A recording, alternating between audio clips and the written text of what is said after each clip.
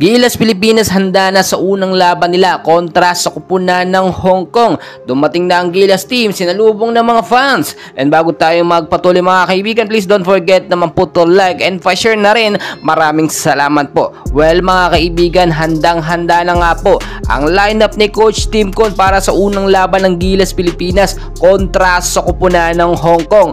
Well, ayon sa ating source, hindi naman ganoon kalakas ang Hong Kong. Pinakamatangkad po na player nila 6'9" lang. Tayo po may 7-footer na si Kai Sotto. So kung titignan nyo sa depensa, lamang na po tayo.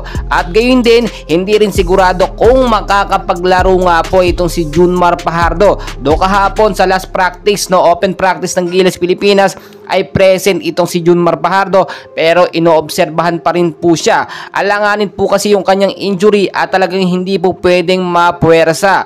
Mga kaibigan, binisita at sinalubong po talaga ng mga fans itong Gilas Pilipinas natin. Syempre, unang laban niya ngayong FIBA Asia Qualifiers 2025 at inaasahan natin na magiging madali po ang laban para sa Gilas Pilipinas. Kung titingnan po ninyo, almost 2 weeks lamang tayo naghanda.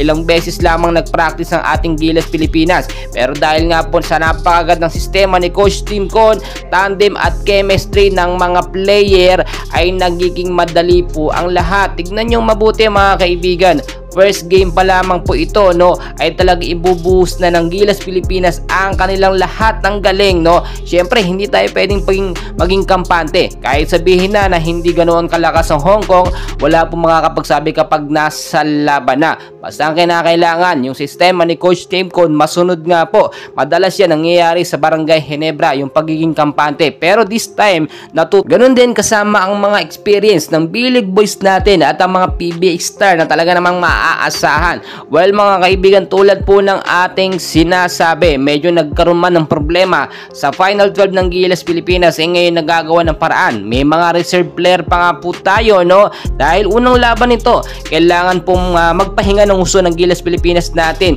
Bukas po ang kanilang final na pahinga sa 22 ang lab. Then after ilang days lang po, uuwi na agad sila sa Pilipinas para sa pangalawang laban kontra sa kupunan ng Chinese Taipei at mangyayari yan sa Phil Sports Well mga kaibigan, tuloy-tuloy ang suporta dahil nga po yan ang kailangan ng Gilas Pilipinas natin.